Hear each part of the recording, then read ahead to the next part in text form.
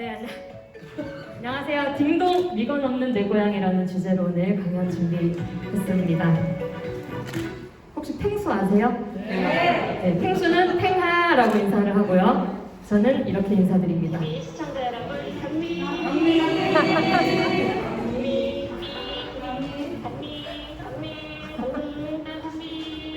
네, 전국 곳곳 미군기지 앞에서 단미를 외치고, 이거 어떻게 하는 거지? 단미를 외치며 여러분께 인사드리고 있는 유튜버 이준혜입니다. 반갑습니다. 네, 작년 7월부터 시작이 됐고요. 지금까지 약 16개 지역에 30여 개의 기지를 탐방을 했습니다. 그 앞에서 늘 단미를 외쳤죠.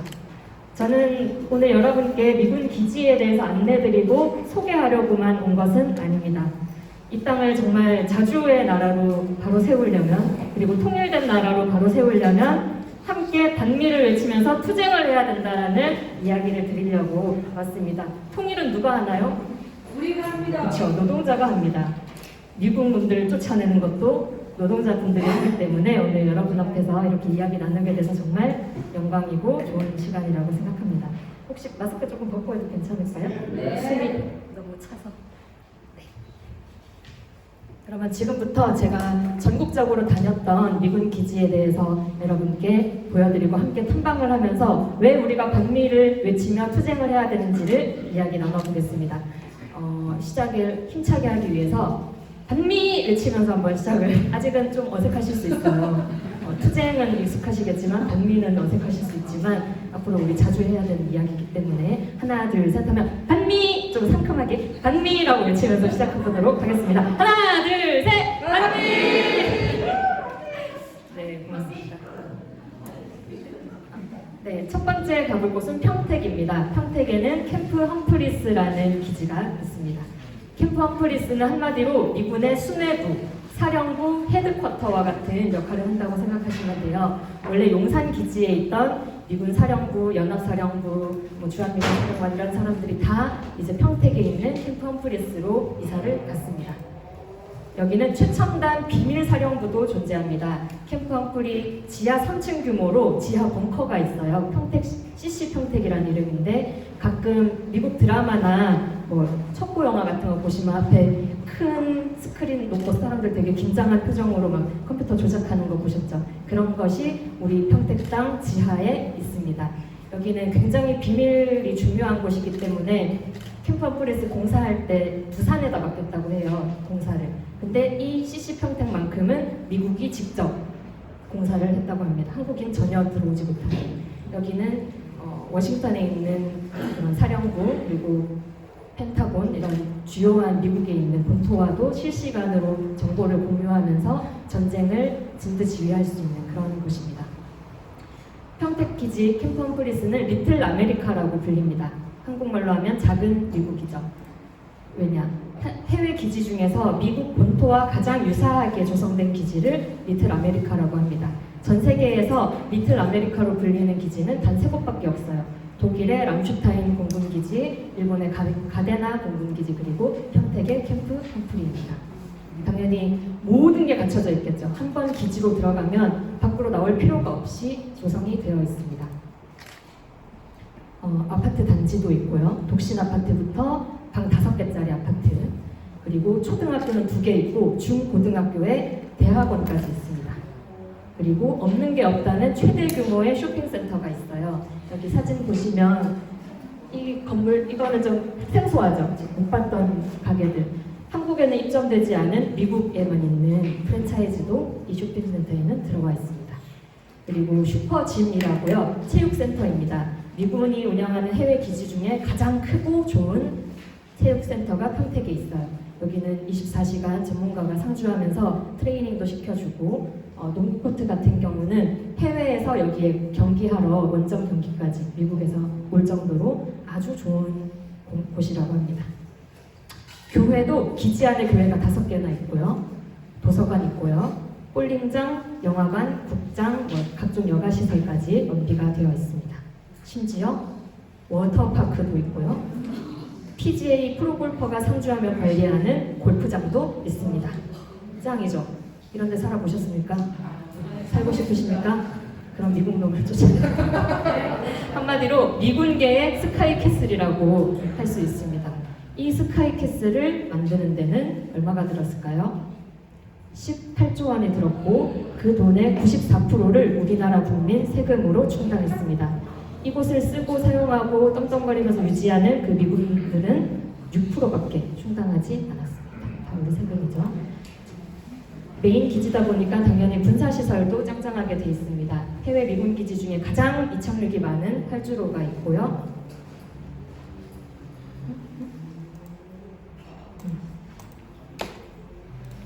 자체에 철도 터미널도 있습니다. 그래서 탱크나 무기를 여기 실어서 기지 밖에 있는 사격 훈련장에 왔다 갔다 하면서 훈련을 하고 있습니다. 이 터미널을 통해서 무기나 물자들도 들어오겠죠. 그리고 이 사람들은 3m 높은 땅에서 살면서 우리를 내려다보고 있습니다. 여기 사진 보시면 논지대보다 좀 더 높아 보이시죠? 이 동네가 평택이 원래 논이 많아요. 농사 짓는 곳이어서 저지대에 침수가 우려된다고 해서 흙을 3m 높이로 쌓아서 그 위에다가 기지를 만든 겁니다. 당연히 그럼 그 밑에 있는 우리들 국민들은 어떻게 살까요?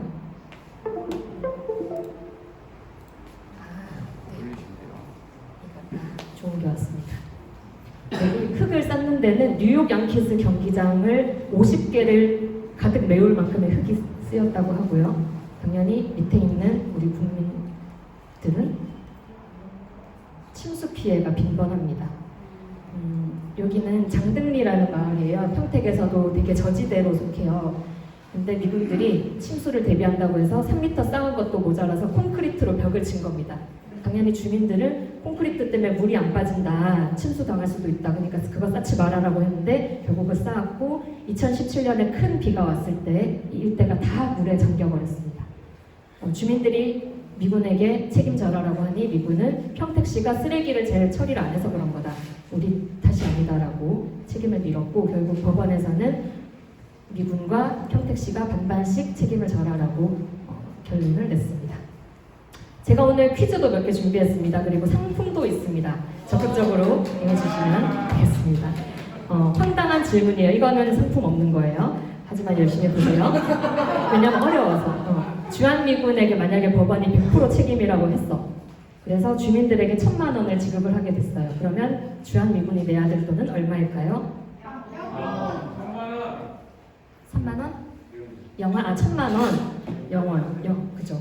이게 당연히 미군이 100% 책임이면 1,000만 원을 내야 되는데 법이 오묘하게 돼 있습니다. 답은 750만 원이에요. 이건 도저히 맞출 수 없는 답이기 때문에 상품은 안 걸었는데 소파 협정은 많이 들어보셨나요? 미군과 한국 정부 간에 맺은 협정입니다. 미군들이 우리나라에서 법을 적용받지 않고 소파 협정에서만 적용을 받아요. 여기는 미군이 100% 책임이어도 한국이 25%는 같이 책임을 져라라고 법이 되어 있습니다. 심지어 미군이 99% 책임이고 한국이 1% 찌끔 책임을 졌어. 그러면 990만 원 대 10만 원이 아니라 그것도 무조건 5대5, 500만 원씩 내라라고 법이 되어 있습니다. 어이없죠? 법을 바꿔야 됩니다. 이 빼앗긴 들에는 물만 안 빠지는 게 아니라 밤도 오지 않습니다. 보시다시피 기지 주변으로 다 논이 많이 있어요. 농사 지고 계시고 여기에 비 피해가 있습니다. 무슨 말이냐? 이 미군 기지는 24시간 불을 끄지 않아요. 굉장히 밝게 밝혀놓습니다. 왜냐? 원래 작년부터는 공짜로 이제 방위비 분담금에서 전기세가 나가게끔 협정이 바뀌었고요. 그 전까지는 미군은 산업용 전기세를 냈어요. 한국군은 산업용 아니고 일반 내는 것처럼 똑같이 내거든요. 한국 군대보다 미국 군대 전기세가 훨씬 쌌어요. 그러니까 당연히 펑펑 쓰겠지. 24시간 쪼아야 됩니다. 이제는 공짜고. 그래서 그렇게 하다 보니까 주변에 빛 때문에 벼가 제대로 자라지를 못하는 거예요. 벼도 밤이 되면 잠을 자야지 생육이 되는데 종일 째되니까 그래서 우리 농민분들이 밤에는 좀 끄든가 아니면 밖으로 나오지 않게끔 이렇게 차단을 좀 시켜달라고 수년째 요구했지만 아직까지도 한 번도 들어준 적이 없습니다. 그렇게 피해를 계속 입고 있는 상황입니다. 다음은 외관으로 갑니다. 대구 옆에 칠곡이라고 있어요. 그 칠곡에 있는 외관이라는 도시고 거기는 캠프 캐럴이라는 기지가 있습니다. 주한미군은 매일매일 코레일과 뭔가를 협의한다고 해요. 뭘까요? 네. 이 캠프 캐럴은 아시아에서 제일 큰 군수 보급 기지입니다. 일제는 우리의 자원들을 수탈하기 위해서 철도를 건설했죠. 이 외관은 낙동강 주변 넓은 지역이 그 동네예요. 그래서 그때부터 철도가 잘 발달이 돼 있었고 거기를 통해서 물자들이 막 밖으로 나갔는데 이제 그 철도가 미군을 위해서 쓰이고 있는 겁니다. 부산을 통해서 미국에서 군수 물자가 다 들어와요. 그러면 철도를 따라서 캠프 캐럴에 다 갖다 놔. 거기서 군수사령부, 물자사령부 이 사람들이 전국에 있는 미군 기지로 물자들을 배송을 합니다. 그렇게 철도와 용로를 통해서 캠프 캐럴에서 갑니다. 이 캠프 캐럴은 그래서 군수 허브다 이렇게 불리기도 해요. 그리고 한편으로는 쓰레기 매립장으로도 유명합니다. 왜냐? 요거는 미 육군 공병단 보고서예요. 같이 한번 읽어볼게요. 군수 지원센터인 캠프 캐럴이 각종 장비 정비와 수리 업무를 담당하고 있어서 미군 내의 유해 폐기물 최대 발생지다. 유통기한 지난 전투식량, 페인트, 배터리, 살충제, 제초제, 솔벤트 등을 묻었다라고 공식적으로 보고서에 나와 있습니다. 물건들이 다 들어와서 다 나가는 게 아니라 고장이 나거나 유통기한이 지나거나 쓸모가 없어지면 다시 미국으로 가지고 가지 않아. 왜냐? 비용이 들고 귀찮잖아. 그냥 땅에다 다 놓는 거예요, 쓰레기를. 근데 쓰레기만 묻은 게 아닙니다. 소리 혹시 안 나요? 지난 1978년 경상북도의 캠프 캐럴에서 중장비 운행사였던 그는 어느 날 상사로부터 땅을 파라는 지시를 받았습니다. 그 규모가 한 도시 군락 정도였습니다. 그는 당시 그가 매장했던 수많은 드럼통들을 잊지 못합니다. 55-gallon drums with bright yellow, some of them had bright orange writing on them, and some of the cans that said Province of Vietnam, Compound Orange. 일명 에이전트 오렌지라고 알려진 이 물질은 베트남 전쟁 당시 밀림을 쑥대밭으로 만든 독극 제초제입니다. 미군은 베트남 전쟁에서 저 고역제를 살포했고 그 이후에 50만 명이 넘는 기형아가 베트남에서 출생이 됐습니다. 이렇게 무시무시한 거를 수백 드럼을 우리 땅에 묻었어요. 저 폭로가 나오고 나서 저게 2012년 그쯤이었는데 폭로가 나오고 나서 미군의 공식 입장은 없었다. 우리 다 이동시켰어 라고 합니다. 하지만 얼마나 되는 양을 언제 어떻게 어디로 이동시켰는지는 이야기를 해주지 않아요. 우리는 알 수가 없어. 그냥 없었다고 하면 없었대 라고 믿을 수밖에 없습니다. 왜냐? 소파 협정에도 이런 미군 기지대에 진행되는 모든 거를 우리에게 알려줄 의무가 없기 때문입니다. 다음은 군산 공군 기지로 가보겠습니다. 아직 더 충격적인 게 많으니까 마음 단단히 먹고 계세요. 황당 질문, 이거는 퀴즈 상품 드리겠습니다. 군산공항은 어느 나라 공항일까요? 네. 너무 다들 맞추셨지만 손을. 네. 왜네요? 왜 우리나라 공항인데 왜 미국 공항이지? 그렇죠. 질문의 의도를 잘 파악하시면. 우리가 주권을 빼앗겼잖아요. 하지만 술 마실 주권, 술주자, 그 권리만은 빼앗기지 않겠다는 걸로 제가 목표를 준비했습니다. 우리의 주권은 소중하니까요. 이 영상을 보시면 왜 미국 건지 나옵니다. 어제 오후 1시 20분 무렵 제주를 출발한 대한항공 KE1918편. 어찌된 영문인지 군산공항 근처까지 왔다가 주변을 맴돌더니 무안공항 쪽으로 방향을 틉니다. 아래로 갔다가 다시 군산공항으로 항로를 바꾸길 여러 차례. 1시간이면 군산에 도착하는 여객기는 2시간가량 지난 오후 3시 34분이 돼서야 착륙했습니다. 공중에서 1시간 넘게 선회하며 착륙 허가를 기다리는 동안 승객들은 이유조차 알 수 없었습니다. 미군 측이 사전 연락도 없이 활주로를 닫아 빚어진 일입니다. 정답, 미국. 군산공항은 미군의 공군 기지입니다. 그 기지를 전라북도와 군산시가 해마다 무려 3억 원이나 돈을 주고 활주로를 빌려 쓰는 상황입니다. 그래서 미국의 공항인 거죠. 어이없죠? 저도 처음 알았어요. 근데 이 땅은 80년 넘게 이 공항은 우리 땅이 아니었습니다. 이 군산이 뒤에 호남평야를 끼고 있고 바다에 가까이 있고 강도 끼고 있어서 옛날부터 쌀 수탈지 그 창구 역할을 했습니다. 군산에. 그리고 일본군이죠. 일본군은 태평양 전쟁 시기에 여기에 군산 비행학교라는 걸 만듭니다. 그리고 그 유명한 자살특공대 카미카제를 여기서 훈련하고 양성을 했던 곳이에요. 그때부터 공군 기지로서 역할을 한 겁니다. 그 기지를 미군이 해방 후에 접수를 하고 51년도에는 아까 잔디로 되어 있던 활주로를 아스팔트를 깔고 활주로를 확장하기 시작했습니다. 2001년 큰 일이 있었어요. 전 세계에. 뭘까요? 네, 9.11 테러가 벌어지고 미국은 전략을 변경합니다. 테러와의 전쟁이라는 걸 선포하고 전략적 유연성이라는 걸 만들기 시작해요. 이건 무슨 말이냐? 저기 중동에서 막 테러가 생겼어. 분쟁이 생겼어. 그러면 한국 땅에 있는 주한 미군도 거기에 빠르게 개입시킬 수 있게 유연하게 언제든지 옮길 수 있게 만들어야 되겠다. 우리에겐 더 이상 북한만이 적이 아니다.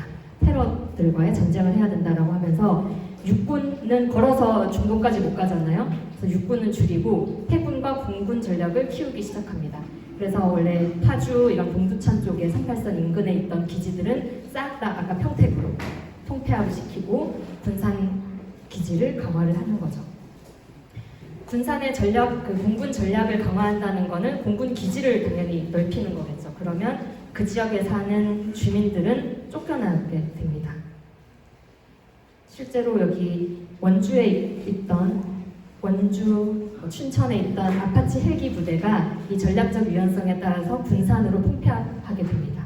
그리고 이 밑에 주민 보이시나요? 60년 넘게 이 마을에 살았는데 기지가 넓어지면서 다른 곳으로 이사를 가게 됩니다. 6개 마을에 644세대, 644개나 되는 집안이 이사를 간 거예요. 자기 뜻과 상관없이. 이사해 보신 적 있으시죠? 이 동네에서 저 동네만 가도 되게 스트레스 받잖아요. 그동안 수십 년 같이 살았던 동네의 그런 공동체도 떠나야 되고 애들 학교도 바꿔야 되고 일터도 여기에 농사 짓고 있었는데 그것도 옮겨야 되고 이게 보통 일이 아닌데 자기 의지와는 상관없이 이사를 가게 되는 겁니다. 이 뒤에 나무는 팽나무인데요. 600년이 넘는 나무로 굉장히 보존 가치가 뛰어난 역사가 높은 팽나무가 미군 기지로 이제 전입이 되게 됐습니다. 그래서 군산 시민들이 팽나무를 지켜주세요라는 서명운동도 하고 하셨습니다. 지금 미국의 최대 목표는 중국입니다. 여기 보시면 요 노란색 표시가 군산이에요. 군산에서 중국까지 폭격기가 뜨면 15분이면 도착을 한다고 합니다. 그 비행기에는 당연히 무기들을 싣고 미사일을 싣고 가겠죠. 그리고 당연히 무기도 강화가 되고 있습니다. F-35라는 스텔스 비행기가 한반도에 100대가 지금 들어오기로 됐어요. 거기서 40대는 우리가 사고 60대는 미국이 사겠다고 했는데 한 대에 1,000억짜리예요. 이거는 레이더에 잡히지 않습니다. 그래서 미사일 싣고 가서 15분 만에 날아가서 떨어뜨리면 그냥 끝나는 거예요. 그래서 굉장히 무서운 무기로 알려지고 있습니다. 이 옆에는 드론 폭격기입니다. 무인으로 조정을 하는데 작년에 이란의 솔레이마니 장군 암살당한 뉴스 혹시 기억하세요? 그 사람 죽일 때 이 드론 폭격기로 죽였거든요. 이 무기도 지금 군산으로 계속해서 들어오고 있습니다. 심지어 미국은 여기 군산의 새만금 간척지대예요. 그 간척해서 생긴 땅에 1,000만 평을 달라. 왜? 중국을 향해서 패트리어트 미사일을 거기에 쫙 깔고 싶다. 이렇게 요구를 하기도 했었다고 합니다. 근데 생각해보세요. 만약에 전쟁이 일어나면 여기서 중국까지 가는 것도 15분인데 중국에서 여기까지 오는 것도 15분 될 거잖아요. 당연히 저렇게 무서운 살인 무기, 전략 폭격기들이 뜨는 곳을 먼저 타격을 하겠죠. 미국 본토보다는. 미국도 중국을 위해서 여기에 무기를 쌓고 있는 거니까. 그러면 우리 군산 시민들, 우리 주민들의 평화적 생존권이라고 할까요? 평화적으로 살 수 있는 권리는 그만큼 무너지는 겁니다. 작년 8.15 광복절 때 문재인 대통령이 한반도의 모든 사람의 생명과 안전을 보장하는 게 안보다. 그게 평화다라고 말씀하셨어요. 되게 좋은 말이죠. 근데 아까와 같은 이런 상황이 됐을 때 과연 우리 한반도에 사는 국민들의 생명과 안전이 보장이 될까요? 이걸 안보라고 할 수 있을까요? 그런 질문을 던지게 됩니다. 훈련도 열심히 해야겠죠. 맞서 싸우려면. 하루에 전략기가 50회가 기본으로 뜬대요. 그 전략기 소리 혹시 들어보셨어요? 이렇게 날아오거든. 그리고 중요한 어떤 한미연합 훈련, 비상시에는 하루에 150번씩 비행기가 날아간다고 합니다. 어떤지 한번 보실게요. 미 공군 비행장에서 100m쯤 떨어져 있는 마을입니다. 하루에 수십 차례 전투기가 뜨고 내리면서 소음 피해는 일상이 됐습니다. 할 때 막 4대, 5대, 6대, 7대 이렇게 줄줄이. 저희 논이 헐지로 옆에 있거든요. 그 전투 비행기 뭐지 그양싹 하고 뜨는 거요. 하늘이 다 땅이 다 흔들리는 그 바람이 싹 떠들더니 귀가 흔들려가지고 안 들리더라고요. 음악이 나가시는 거예요. 전화도 못 받고 그다음에 모든 거 대화가 안 됩니다. TV 시청도 어렵고. 네, 일상생활조차 마음껏 누리지 못하는 현실인데 이 땅의 주인은 누구일까요? 누구일까요? 이런 공군기지 옆에 사는 주민들이 각종 스트레스성 질환, 정신질환, 여기 난청, 수면장애, 공포증, 불안증, 불임이 다른 지역보다 5배가 높다고 합니다. 보상을 당연히 받아야겠죠. 하루에 보상하는 비용 얼마예요? 하루에 1,000원. 좀 심한 곳은 1,500원을 받습니다. 요즘 편의점 가면 참치마요 작은 거 하나가 1,000원이더라고요. 이 우리의 일상생활과 건강을 빼앗는 비용이 고작 1,000원. 삼각김밥 한 개값밖에 되지 않습니다. 여러분 같으면 삼각김밥 매일 하나씩 먹으면서 저 소음을 듣고 살 수 있으시겠어요? 저는 못 삽니다. 요즘에 층간 소음 때문에 살이 또 나잖아요. 저런 소음 맨날 듣고 살면 그래서 부부싸움도 엄청 많고 이혼율도 높대요. 저 지역은 사람들이 화가 많아가지고 그렇게 일상생활까지 빼앗기고 있습니다. 다음은 평택에 캠프 험프리스 말고 오산 공군기지라는 곳이 또 있어요. 여기는 대한민국 공군기지가 몇 군데가 있는데 그 중에 제일 큰 기지입니다. 그 큰 기지를 계속 확장을 또 하고 있어요. 65만 평을 확장을 해서 거기에 탄약고를 설치한다고 합니다. 탄약을 저장하는 탄약고죠. 이렇게 생긴 것들이 많이 만들어지고 있는데 뭘 보관하려고 만드는 걸까? 일반 총알도 있을 거고 여러 무기가 있을 텐데요. 작년에 미 공군이 수원에 있는 군대 공항에 열화 우라늄탄이라는 무기를 133만 발이 보관하고 있다는 게 폭로가 됐습니다. 국정감사 때. 이 열화 우라늄탄은 뭐냐면요. 핵 무기를 만들거나 핵 발전을 하면 찌꺼기들이 생겨요. 그 찌꺼기를 티타늄이랑 섞어서 만든 총알입니다.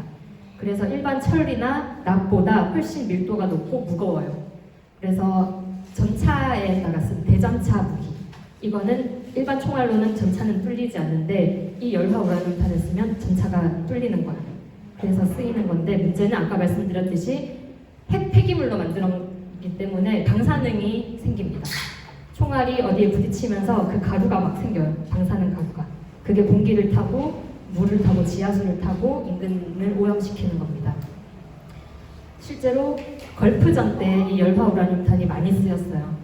그때 군인들 그리고 그 무기가 쓰였던 지역 주민들이 암 발병률이 기하급수적으로 늘고 미군의 군인의 가족들이 기형아를 출산하게 됩니다.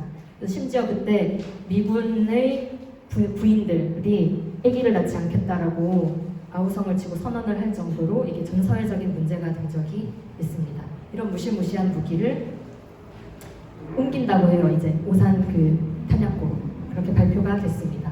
하지만 언제 옮기는지, 그게 133만 발만 있는 건지, 과연 열화 우라늄탄만 있는 건지, 다른 무기는 뭐가 있는지 이거를 우리가 알 수 없어요. 아까 말씀드렸듯이 소파 협정 때문에 우리는 정보를 제공받을 권리가 없기 때문입니다. 다음은 동두천으로 가보겠습니다. 동두천은 경기도 위쪽에 38선 가까운 동네고 옛날에 미군 기지가 많이 있었고 미 이사단이 여기 있습니다. 여기서는 결코 잊을 수도 없고 잊어서는 안 될 큰 사고가 있었습니다. 많이들 들어보셨을 수 있어요. 바로 윤금희 씨 살인사건입니다. 케네스 마클 이병이 한국 여성 윤금희 씨를 살해했습니다. 그는 미군 클럽이 즐비하던 이 거리에서 윤금희 씨를 만나 그녀의 집으로 향했고 그곳에서 그녀를 무참히 살해했습니다. 저렇게까지 죽을 수 있을까? 피 냄새가 진동하고 요거 걸린 상태에서 장을 뼈에 박히고 동상대가 몸에 꽂히고 피를 굉장히 많이 흘린 것 같아요. 그리고 또 온몸에 하이타임이 뿌려가지고 경찰은 하찮은 여자 하나 죽은 것 가지고 한미 우호 관계에 금이 가선 안 된다며 조사 한 번 하지 않고 범인을 미군 측에 넘겼습니다. 너무 엽기적인 사건이었습니다. 입에는 성냥개비가 가득 물려져 있었다고도 합니다. 당연히 이 사건은 전 국민적인 화를 불러왔습니다. 동두천 시민들은 주한미군에게 이 살인에 대해서 책임져라, 대책을 마련해라, 사과해라라고 시위를 했었고, 당시 동두천에 있는 택시기사들이 미군 승차 거부 운동을 했습니다. 그리고 이 윤금이의 처참한 이야기가 대학가로도 전해지면서 전국적인 대학에서 미군 반대, 규탄 투쟁이 벌어졌습니다. 하지만 주한미군은 사과 따위는 하지 않았습니다. 비교해 볼까요? 일본에서 그 몇 년 뒤에 여중생 성추행 사건이 있었습니다. 2000년에. 이때 대통령이 나서서 사과를 했어요. 직접. 그리고 또 몇 년 뒤에는 미군이 음주운전을 해서 사람을 죽이는 일이 있었습니다. 그때는 일본 미군 책임자가 90도로 일본식으로, 원래 미국인들은 저렇게 사과 안 하잖아요. 근데 90도로 그것도 하루 만에, 사고 하루 만에 저렇게 사죄를 합니다. 효순이 미선이 다들 기억하시죠? 효순이 미선이를 장갑차로 깔아 죽인 그 사람들은 재판도 받지 않고 미국으로 떠나버렸습니다. 근데 떠나기 직전에 마지막으로 남긴 말이 있어요. 한국은 참 살기 좋은 나라다. 이게 떠나기 전 마지막 말입니다. 자기들이 사람 죽이기 좋고 장갑차로 깔아 뭉개기 좋고 책임지지 않기 좋은 나라다라는 말인 거죠. 일본이랑 너무 비교되지 않아요? 요즘에 그 후쿠시마 오염수 그것도 일본 놈들 편 들잖아요. 우리랑은 동맹의 차원이 다르다는 겁니다. 미군은 예로부터 우리 국민을 개돼지 취급했습니다. 제가 이런 너무 과격한 표현이어서 안 쓰고 싶은데 사실 보면 그런 말이 나와요. 이게 60년대, 50년대 말 60년대에 있었던 사고를 제가 몇 개를 가져왔습니다. 미군 송유관에 올라앉아 있던 3살 어린이에게 총 쏴서 사망. 저수지에서 수영하던 사람들을 향해서 이유 없이 돌팔매질 하다가 갑자기 총 쏴서 18세 소년 사망. 비행장 부근에서 풀 매던 소녀들 7명을 향해서 총 쏴서 10대 여성 2명 사망. 미군이 길 가는 학생에게 멈춰라라고 했는데 영어로 말하니까 못 알아들었을 거잖아요. 계속 가니까 총 쏴서 또 1명 사망. 이렇게 너무 이유도 없이 그냥 총을, 이게 한두 번이 아니었어요. 근데 이렇게 총을 쏴서 사람을 죽인 미군들은 무죄 판결받거나 불명예제대, 중노동형, 급여 몰수 정도로만 끝났어요. 제대로 처벌받지 않은 거죠. 이런 사고가 80년대까지 1년에 무려 2,000건이나 있었습니다. 매년 365일로 나누면 하루에 몇 건인겨? 엄청 많은 거죠. 네. 이후에 소파 협정, 우리가 되게 불평등하고 아까 봤듯이 문제가 많은 협정이긴 하지만 그 소파 협정이 생기기 전에는 미군을 처벌할 근거가 없었어요. 재판을 할 수가 없었어.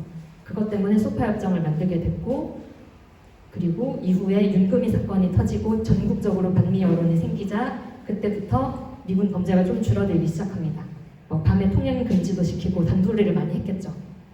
하지만 그럼에도 지금까지 평균 1년에 400건, 올해 작년에도 400건 정도가 미군 범죄가 있었습니다. 90년대 이후 사건 잠깐 볼게요.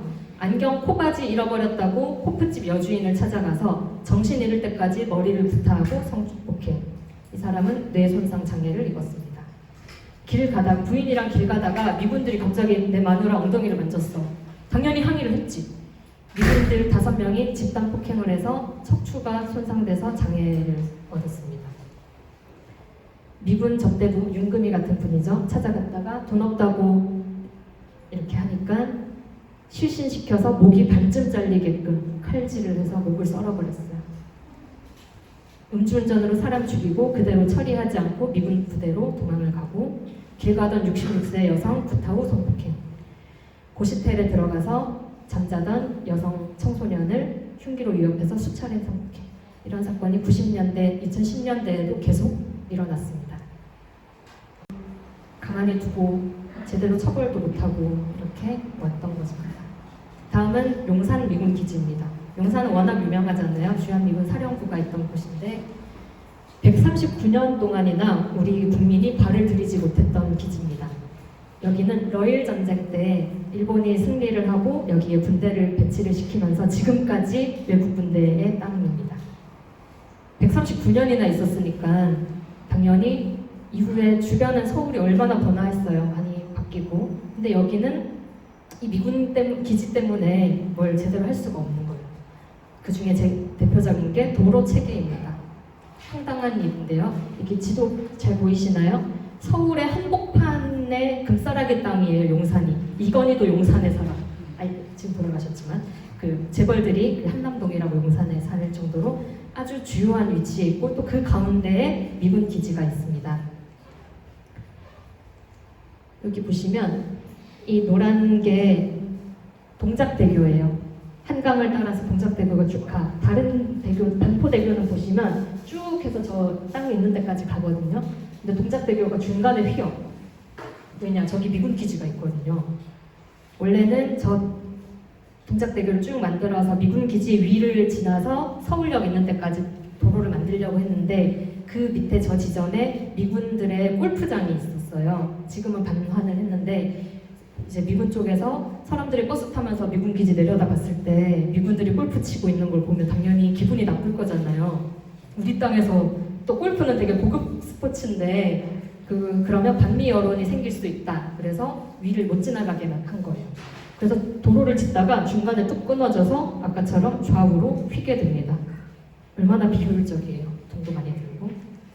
그리고 이 남색이 1호선이고 파란색, 하늘색이 4호선이에요. 용산역과 신용산역. 보통 역은 좀 뚝뚝 떨어져 있어야 되잖아요. 근데 걸어서 5분 거리에 다른 역이 2개가 있습니다. 이것도 미군 기지 때문이에요. 원래는 4호선이 이렇게 밑에 지하를 통해서 가려고 했는데 미군 측에 그래서 서울시가 이 지하로 우리가 지하철 좀 뚫겠다고 하니까 미군이 이 땅 밑에 뭐가 있을 줄 알고 감히 그런 요구를 하냐 이렇게 말했다는 이 자료가 남아 있습니다. 땅 위 하늘도 땅도 땅 지하도 우리 땅이 아닌 거예요. 다음은 포천으로 가보겠습니다. 여기는 사격훈련장이 있습니다. 미군은 우리 땅을 최고의 훈련지라고 이야기합니다. 이렇게 완벽하게 미군의 전술적 목적에 부합하는 장소가 없다라고 미군 높은 사람이 말할 정도였습니다. 사계절이 뚜렷하고 안개나 이런 게 많지 않죠. 시야가 좋아요. 그리고 제일 중요한 건 산도 있고 들도 있고 강도 있고 바다도 있고 심지어 사람들 사는 민가, 아파트 단지 위에서도 훈련을 해도 아무런 제재를 받지 않기 때문에 다른 나라 같았어 봐요. 아파트 단지 농사 짓고 있는 그 위에서 사격 훈련하면 당연히 하지 말아라고 했겠죠. 하지만 우리나라는 그걸 다 보장을 해줬습니다. 포천에는 로드리게스라는 이것도 아시아 최대 규모입니다. 아시아 최대의 사격 훈련장이 있어요. 1953년부터 매일 일요일만 빼고 연간 300일 이상을 박격포, 전차, 헬기 등이 사격 훈련을 진행을 합니다. 산 전체가 사격 훈련장이에요. 이 사진 뒤에 보이나요? 산에서 막 폭탄이 터집니다. 주민들 입장에서도 최고의 완벽한 도시일까요? 아니겠죠. 얼마나 안 완벽한지 영상 보시겠습니다.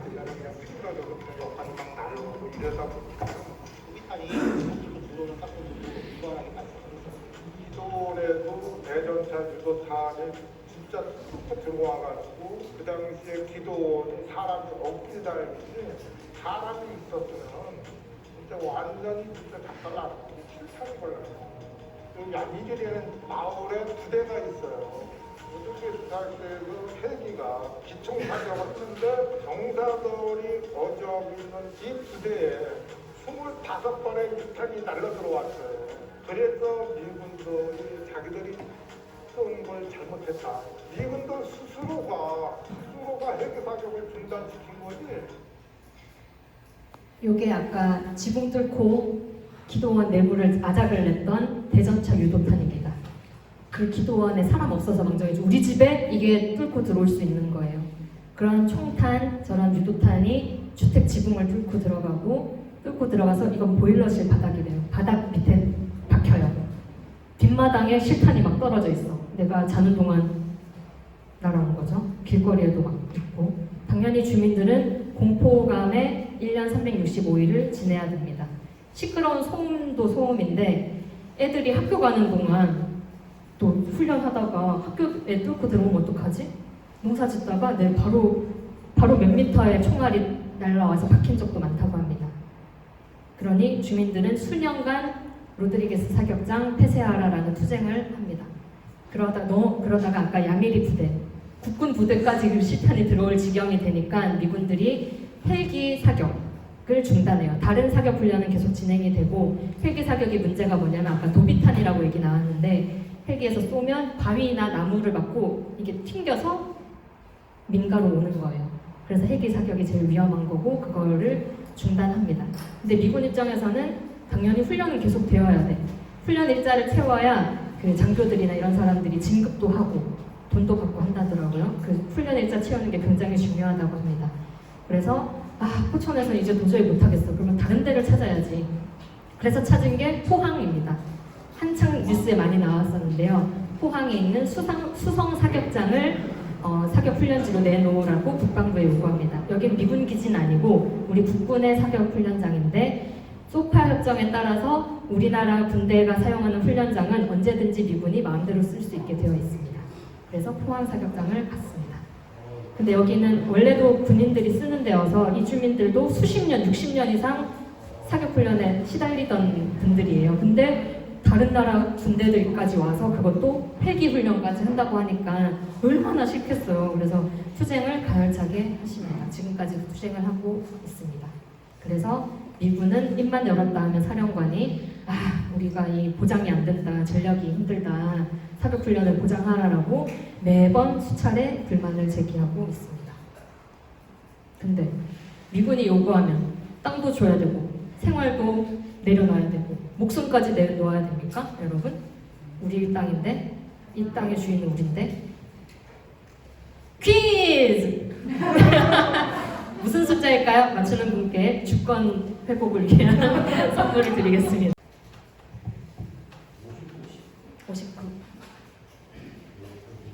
59개입니다. 59개. 어렵죠? 어렵나? 전 세계에 59개의 나라에 미군이 주둔하고 있습니다. 우리나라만 있는 게 아니에요. 그거에 연장해서 800건 맞춰볼 수 있어.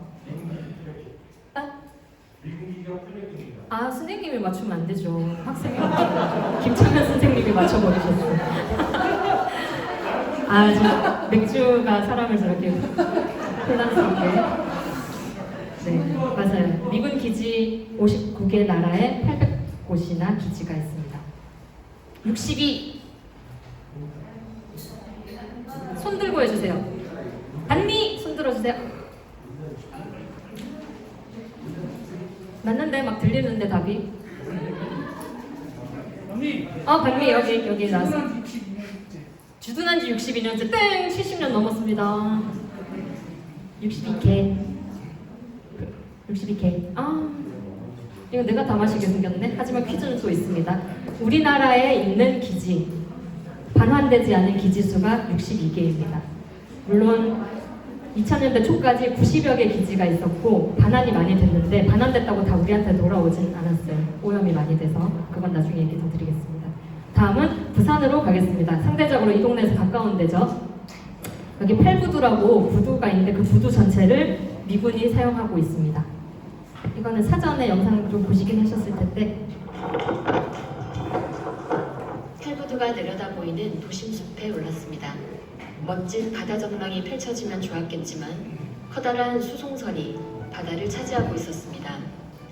주한미군이 세균 실험을 벌인다는 건물에는 태극기와 성조기가 나란히 나부끼고 있었습니다. 마음이 착잡했습니다. 이 팔부두 뒤에 아파트 단지들 보이나요? 부산역까지 팔부두가 3km밖에 떨어져 있지 않아요. 그리고 부산의 가장 최대 번화가라는 남포동 서면도 5km밖에 안 떨어져 있고요. 인근의 학교와 아파트는 20여 개가 있는 굉장히 인구 밀집, 주거 밀집 지역입니다. 그런 곳에서 미군은 세균 실험을 벌이고 있습니다. 치사율이 95%에 달하는 탄저균, 지구상 가장 강력한 독소로 1g만 있으면 100만 명을 죽일 수 있는 보톨리눔, 이 포도상구균, 이건 식중독 일으키는 거고요. 식물로 만든 독소 중에 가장 독하다는 리신, 이런 물질들을 들여왔어요. 이 4개는 주한미군이 직접 시인을 한 물질들입니다. 이걸 들여와서 실험을 하고 있고요. 이 울산 시민이 113만 명으로 알고 있어요. 보톨리늄 1g이 누출돼서 바람을 타고 나가면 우리 울산 동네 다 싹 돌아가시는 거고요. 담배 2갑 분량이면 대한민국 국민 전체가 다 몰살됩니다. 히로시마에 떨어진 핵폭탄보다 몇 배 이상의 위력을 가지고 있다고 합니다. 이 세균 실험이 문제인 게 어떻게 될지 모르잖아요. 갑자기 불이 날 수도 있는 거고, 누가 미숙해서 실수로 뚜껑 열릴 수도 있는 거고, 그런 사소한 실수가 엄청난 참사를 일으킬 수 있기 때문에 문제인 겁니다. 실제로 1979년에 소련의 한 마을에서 탄저균 1g도 안 되게끔 날아갔대. 인근에 2,000명이 죽었어요. 그런 사고가 실제로 있었습니다. 그게 부산에서도 있을 수 있는 거예요. 이렇게 위험한 물건이다 보니까 미국은 세균 실험실이 미국에도 있어요. 근데 어떤지 보세요. 사막 한복판에 아무것도 없는 사막 가운데에 터널형으로 굉장히 견고하게 창문 하나 없는, 틈 하나 없는 거를 벙커처럼 만들어서 세균 실험을 하고 있습니다. 우리나라는요, 아까 보셨듯이 인구 밀집 지역에 뻥 뚫린 바다 한가운데에 이런 창문도 오지게 많아요? 엄청 많아요? 이런 부실한 건물에서 세균 실험을 하고 있는 겁니다. 그럼 왜 우리 땅에서 하는 거야? 미국 땅은 넓기도 하고 사막도 많고 위험하지도 않은데 왜 우리 땅에서 하는 거야? 이 사람은 이메뉴얼 피터라는 피터 씨, 이 주한미군 세균 실험의 총괄 책임자입니다. 이 사람은 이렇게 얘기했어요. 이거는 실제로 미국 언론사에 인터뷰를 했습니다. 왜 한국에서 하나요? 원한다면 어디서나 실험이 가능하며 우리에게 호의적인 나라이기 때문이다. 그리고 실험을 하면 성공할 수도 있지만 실패할 수도 있는데 실패했을 때에 어느 정도 우리가 상황을 통제할 수 있는 지역이다. 여러분, 호의적이라는 건 다시 말해서 무슨 말이죠? 네, 맞아요. 호구라는 거예요. 자기들 마음대로 할 수 있기 때문에, 아무도 뭐라고 하지 않기 때문에, 사고가 나도 잠재울 수 있고 정부의 입을 막을 수 있고 문제시하지 않을 수 있으니까. 그래도 너무 심한 거 아니야? 우리가 좀 이거를 제지해야 되는 거 아니야? 더 큰 문제는 우리가 세균을 들여오는지, 얼마나 들여오는지, 어떤 걸 들여오는지를 모른다는 겁니다. 왜냐? 소파 협정에 따라서 군대로 탁송된 군사화물은 우리가 세관 검사를 할 수가 없어요. 그래서 그 안에 뭐가 들었는지도 알 수가 없는 겁니다. 물론 와도 알려줄 의무도 없지만, 아까 그런 보툴리늄, 탄저균 이런 거는 어쩌다가 폭로가 된 거예요. 그리고 계속 없다고 거짓말 때리다가 더 이상 거짓말 할 수 없게끔 이렇게 폭로가 나오니까 시인을 한 거였습니다. 이 미군들은 실험만 한 게 아니에요. 실제로 사용도 했습니다. 언제? 한국전쟁 때. 한국전쟁 당시에 미군의 세균 무기에 대한 보고서가 있습니다. 니덤 보고서라고, 이게 얼마 전에 공개가 됐는데요. 거기에 실제로 북한의 세균 무기를 썼다라는 자료가 남아 있습니다. 그리고 미군의 연례 보고서에도 우리의 세균 무기는 한국전쟁을 통해 완성되었다라는 말이 나옵니다. 이 오른쪽이 실제로 북한에 썼던 세균 폭탄입니다. 그리고 부산에만 있는 게 아니에요. 그래서 또 더 심각합니다. 바텔이라고 주한미군의 세균 실험을 위탁받는 연구소예요. 여기서 우리로 치면 알바 천국 같은 채용 공고를 미국 알바 천국 같은 데에다가 동두천, 서울, 칠곡, 외관, 대구, 창원, 진해에 세균 실험을 운영하는 요원들을 모집을 합니다. 그게 들통이 나요. 한마디로 이 모든 곳에서 세균 실험이 진행이 되고 있다는 거죠. 우리 국민을 마루타로 여기고 호구로 여기는 동맹을 동맹이라고 할 수 있습니까? 호구죠, 호구. 다 다음은 돌려받은 땅들에 대해서 이야기하겠습니다. 90년대 초까지는 주한미군 기지가 92개 정도가 남아 있었어요. 지금 많이 반환이 돼서 62개인데 반환됐다고 해서 그 다음 날부터 우리가 가서 살 수가 없죠. 왜냐? 여러 문제가 있기 때문입니다. 지금 뭐 환경 정화를 하고 있는 데도 있고 그냥 아무것도 하지 않고 문을 걸어서 잠그고 그냥 폐쇄만 된 데도 많습니다. 2017년까지 54개 정도의 반환이 있었는데 그중 절반 25개 기지가 오염된 채로 반환이 됐습니다. 그 비용만 정화비용 2,100억이 이미 들었습니다. 여기는 의정부에 있는 캠프 시어즈라는 곳인데요. 영상 보실게요. 공사장 한켠 무릉덩이엔 기름이 떠다닙니다.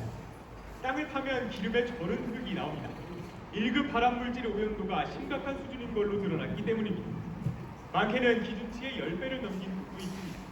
공사장 곳곳에는 이렇게 눈으로 보기에도 선명한 기름기가 남아있습니다. 정화 작업을 한 지 10년 가까이 됐는데 아직도 오염 면적이 남아있는 겁니다. 이쪽으로 와보시죠. 땅을 뚫은 구멍에는 이렇게 순식간에 기름물이 타올라 있습니다. 직접 한번 종이를 적셔서 불을 붙여보겠습니다. 굉장히 두꺼운 제도용지인데 순식간에 불이 타오릅니다. 박수 한번 치실까요? 우리 땅에 기름이 납니다, 여러분. 살려보게 됐어요. 캠프 시어즈는 2007년에 반환이 됐어요. 그래서 환경 정화도 이미 했어. 근데 저 모양인데 민간 주도로 개발을 하던 중에 땅을 파보니까 이게 개발을 할 수 없게 너무 오염이 심한 게 드러난 겁니다. 그때부터 민간 업자는 땅을 이제 미군이 나가면 국방부한테 줘요. 그럼 국방부가 다시 그걸 민간에다 파는 식이거든요. 그래서 민간 업자는 국방부한테 책임져라. 국방부는 너네 오염된 거 알고도 들어온 거 아니냐. 너네 돈으로 환경오염 정화해라. 이렇게 서로 싸우다가 결국은 반반씩 지금 정화 비용을 대고 있는데 여기서 문제는 똥 싼 놈은 미군인데 미군에 대해서는 아무도 책임을 묻지 않는다는 거죠. 미군은 그냥 거기를 넘기고 떠나면 그만인 것입니다. 춘천에는 캠프 페이지라는 곳이 또 2007년에 반환이 됐어요. 여기도 무려 195억을 들여서 환경 정화를 마무리했다고 발표를 했습니다. 그런데 그래서 환경 정화가 다 마무리가 되면 여러 가지 정리를 하고 개발 전에 문화유산들이 밑에 있는지 그런 걸 시구를 해봅니다. 그걸 하다가 오염이 발견이 된 거예요. 2020년 5월에 기름 흙더미가 발견이 되고 6월에는 폐아스콘, 저거를 그냥 제대로 처리하고 버리지 않고 땅에다 다 묻어버리고 떠난 거예요. 그리고 드럼통이 수십여 개가 발견이 됩니다. 10월 달에는. 그리고 2021년에 또 드럼통들이 또 발견이 됐어요. 근데 이번에 발견된 드럼통에는 저 찐득찐득한 아스팔트 기름이 차 있었습니다. 몇 개는 차서 저렇게 흘러내리고 있었고 몇 개는 이미 다 흘러나갔는지 비어 있었다고 합니다. 이렇게 오염을 시켜놓고 정화도 하지 않고 다 간 거죠. 이 지도는 용산 기지에 대한 건데요. 애초에 용산 기지도 당연히 오랫동안 썼으니까 오염이 심한데 미군에서 우리한테 오염됐다고 보고를 해준 건 14건밖에 안 됐어요. 근데 우리 시민단체가 미국에 직접 정보 공개 요청을 청구합니다. 그래서 알게 된 게 용산 기지 안에 최소 94곳이 오염돼 있었다고 미국이 알려줬습니다. 이 지도는 드럼통 크기가 크면 기름 유출이 많은 거예요. 이렇게 94곳이 됐고 뭐 TPH라던가 그런 오염 물질이 막 몇천 배 이상씩 발견되는데도 수두룩했습니다. 이것만 정화하는데도 최소 1조 원이 들 것으로 예상하고 있습니다. 아까 제일 큰 드럼통이 여기 저 빨간색 왼쪽 밑에 빨간색 드럼통인데요. 저거는 드럼통 130개 규모의 기름이 유출된 사고입니다. 미군은 전 세계에 주둔하면서 자기들의 환경 오염 기준을 만든 게 있습니다. 거기에서 3.7톤을 넘으면 최악의 사고라고 규정을 해요, 자기들이. 근데 여기는 3.7톤이 아니라 30톤이 넘는 기름이 된 거죠. 미군 입장에서도 최악 오브 최악의 사고가 발생을 한 것입니다. 그것도 미군들이 알려준 게 아니라 공사를 하다가 우연히 발견이 됐습니다.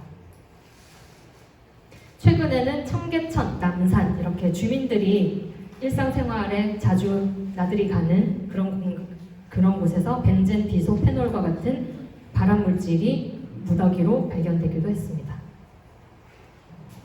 막간 퀴즈! 이건 맞춰보십시오.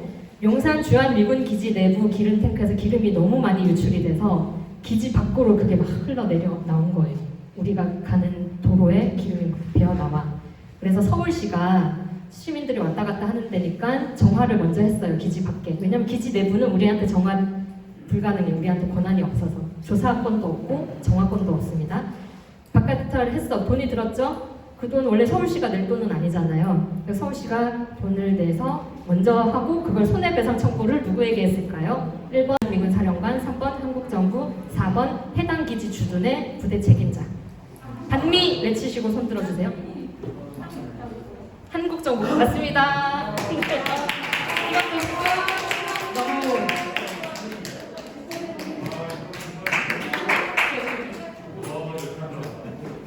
너무 또 의도가 정확한 질문이어서 맞추신 것 같긴 한데 이 환경 정화하면 돈은 이렇게 나가요. 정답은 한국정부인데 서울시가 먼저 자체 세금으로 처리를 합니다. 그러고 나서 그거를 한국정부에 손해배상을 청구해서 받아요. 이것도 그냥 안 받아 둘이서 막 소송을 해. 웃기죠. 소송을 해서 받아내고 한국정부가 그 다음에 구상권이라는 걸 미군한테 청구를 합니다. 그러면 미군은 청구해서 받은 적은 한 번도 없다는 슬픈 사연이 있어요. 한 번도 받은 적이 없어요. 단 한 번도. 그래서 한국 정부가 덤탱이를 쓰는 겁니다. 영화 괴물 기억하세요? 네. 용산에 위치한 주한미군. 그곳의 책임자는 어느 날 상당히 오래돼 보이는 화학약품들을 발견하게 되고 먼지가 쌓였다는 이유로 한강으로 연결되는 싱크대에 약품들을 버리기로 결정합니다. Pour them right down the drain, Mr. Kim.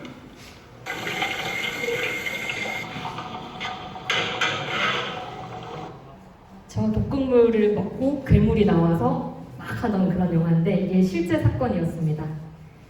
저 사람이 맥팔랜드라는 사람이에요. 용산 미군기지 안에 영안실이 있습니다. 뭐 훈련하다가 죽은 사람도 있을 거고 그런 사람들의 시체를 잘 처리를 해서 미국 본토로 보내는 그런 영안실인데 시체를 닦는 물품입니다. 약품, 포름알데히드. 얼마나 그 큰 방부제고 독한 독극물이겠어요. 그거를 무려 470병을 아까처럼 그냥 싱크대에 쏟아 부었습니다. 이걸 같이 있던 아까 한국 그 말리던 사람이 나중에 폭로를 합니다. 당연히 너무나 심각한 일이기 때문에 재판을 받아서 벌을 받아야 되잖아요. 근데 이것도 또 소파 조항에 공무 중에 발생한 범죄는 재판권이 없어 우리한테. 그래서 맥팔랜드가 우리가 검찰에서 재판에 송고를 하려고 하니까 거부를 합니다. 뭐 결국 싸우고 해서 결국 재판을 받긴 했는데 효순이 미선이도 아까 재판 안 받고 갔다고 했잖아요. 소파 협정 때문이야. 다 공무 중의 일이거든. 자의, 부작위. 그러니까 일부러 했든 내가 일부러 하지 않았든 공무 중에 있었던 거에 대해서 재판을 할 수가 없습니다. 그러면 미군 법정에 세워져요. 자기들끼리는 솜방망이 처벌을 하는 거죠. 이렇게 독극물만 파묻히고 뭐 한강에 하고 기름 유출 이런 것만 있는 게 아닙니다. 이거는 좀 황당한 이야기인데요. 철창 건물주로 보이는 참고산. 이 산의 안반은 캠프 시어즈 미군들의 낙서로 오랜 기간 훼손되어 있었습니다. 가로 세로 10m도 넘는 크기, 여러 가지 색깔을 덧칠해 묵직합니다. 철솔에 수약품을 발라 문질러도 잘 닦이지 않습니다. 영문으로 G포스란 글자가 선명한 이 낙서는 크기가 가로 세로 30m나 됩니다. 산 아래에 위치한 미군 부대원들이 그려놓은 지랄을 하죠 진짜. 여기서 지랄한다고 하시는데 저렇게 저 산이 천보산이라고 명산에 속해요. 서울 쪽 그 경기도 일대에서 거기에 자기들 문양을 저렇게 페인트로 낙서를 하고 결국 우리나라 환경단체에서 빡빡빡빡 몇 년을 걸려서 지워낸 적이 있습니다. 왜 이렇게 더럽게 쓰냐? 주한미군에게는 깨끗이 쓸 의무가 없기 때문입니다. 또 소파 얘기인데요. 소파 제4조에는 땅을 우리가 대한민국이 미군한테 줬잖아요. 그걸 돌려받을 때 미군은 원상회복할 의무가 없다라고 조항이 들어가 있습니다. 또 원상회복을 대신해서 돈을 낼 의무도 지지 않는다라고 법에 명확히 박혀 있습니다. 그래서 수만 건의 오염 사고가 있었는데도 주한미군은 늘 이 조항을 들고 우리는 책임이 없다라고 합니다. 이 사진은 똥 싼 놈이 똥 치우는 사진입니다. 걔가 자기 똥을 치우는데 국제법상으로는 환경 오염자 부담의 원칙이라는 게 전 세계적으로 통용이 돼요. 기업한테도 적용이 되고 나라 간에도 적용이 됩니다. 당연한 거죠. 자기가 오염을 시켰으면 자기가 책임을 져야 되는 게 국제법상 도리입니다. 하지만 미군은 그 도리를 다하지 않고 있습니다. 좀 여기까지 들으니까 어떠신가요? 기분이 너무 열받죠. 우리 헌법에는 모든 국민은 존엄과 가치를 가지고 행복할 권리를 가진다. 국가는 그 기본적인 권리를 지켜줄 의무가 있다라고 헌법에 명시가 되어 있습니다. 하지만 아까 봤던 그런 모든 과정들, 우리의 행복권이 제대로 지켜지고 있나요? 돈 없다고 무시했다고 목이 반쯤 잘리는 그 여성한테 기본적인 인간의 인권이 있었나요? 그러면 이런 황당한 관계는 도대체 언제부터 생긴 걸까를 잠시 역사적으로 보겠습니다. 한국전쟁 때요, 이승만이 저 밑으로 도망친 거 아세요? 한강 다리에 폭파시키고 도망갔죠. 쭉 너무 내려가다가 낙동강 대구까지 갔다가 야 너무 많이 내려왔다, 대전으로 올라가자 해서 대전으로 다시 올라갑니다. 올라가서 국민들한테 가만히 있으라라는 녹음 방송을 내보내죠. 그러고 며칠 뒤에 이승만은 메가더에게 편지를 보냅니다. 한국군의 지휘권을 기화에게 양도한다. 그렇게 편지를 주고받은 게 대전협정이라는 협정화가 됐어요. 제대로 회의를 통해서 맺은 그런 게 아닌데도 대전협정이라는 이름으로 우리의 통수권이 그쪽으로 넘어가게 됩니다. 그리고 전쟁이 끝난 10월 1일에 한미상호방위조약이라는 걸 맺습니다.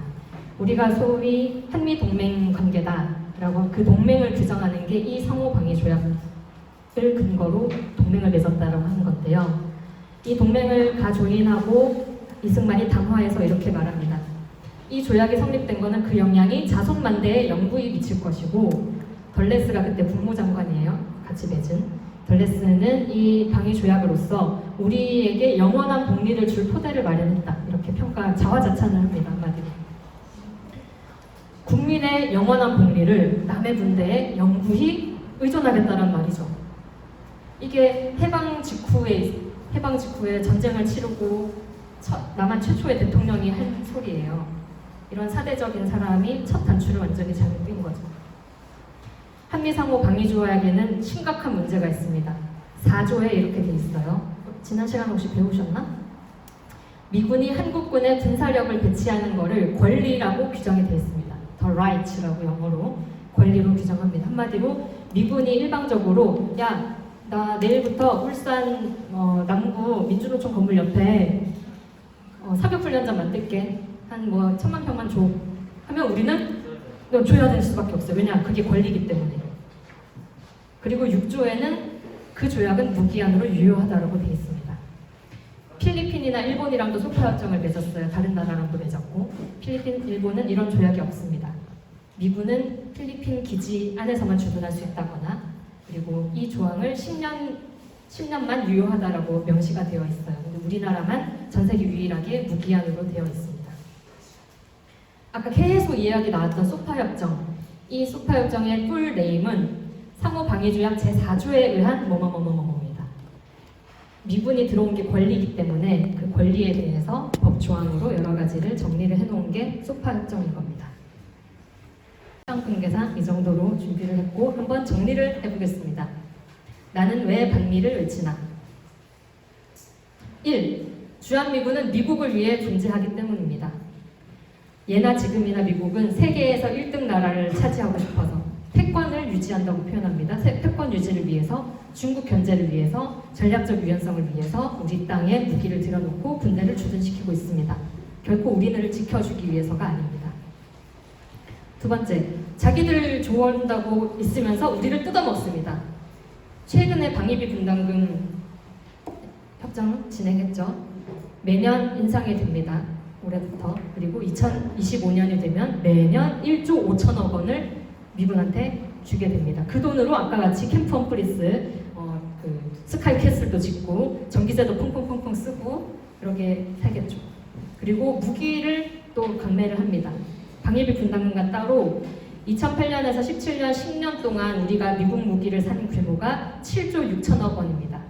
그리고 아까 공군을 강화하기 위해서 F-35 전략기를 들어놓는다고 했잖아요. 그 40대를 산 비용만 또 7조 원이 들었어요. 근데 산다고 끝이 아니야. 업그레이드 비용, 또 고장났다고 고치는 비용, 그 업그레이드를 또 미군이 일방적으로 야 너네 산 거 업그레이드 해야 돼. 그대로는 못 써. 우리 한미연합훈련은 급이 안 맞아. 업그레이드 해. 그 업그레이드 비용만 3천억을 또 줬습니다. 최근에. 7조 주고도. 이거는 매년 언제 또 달라고 할지 모르는 거죠. 3. 주둔을 하면서 우리의 자주적인 권리를 짓밟고 있습니다. 우리 땅인데도 우리가 아무런 권한, 알 권리도 없고 아무런 권한을 행사할 수 없고 작전 통제권도 미군한테 있고 유엔 사령부는 사사건건 판문점 선언에서 약속한 여러 가지 이행을 정치적으로 가로막고 있습니다. 또 우리 국민을 위협하고 있죠. 아까 기억나시죠? 지붕 뚫고 날아오는 포탄들. 세균 실험하지, 기름 유출시키지, 독극물을 한강에 버리고 위에 폐기물은 땅에다 묻고 쓰레기 묻고 떠나고 또 고막에 찢기게끔 소음을 발생시키고 범죄는 매년 400건, 강도, 강간, 살인, 거기에 마약 밀매 사건이 그렇게 많다고 합니다. 왜냐? 군사 우편은 우리가 세관을 거치지 않으니까 거기로 마약을 그렇게 들여놓는데요. 그래서 자기들끼리 피고 팔아먹고 그런 범죄가 400건. 그러면 이런 행복추구권, 알 권리, 평화적으로 살 권리, 건강권 이런 것들을 다 짓밟고 있습니다.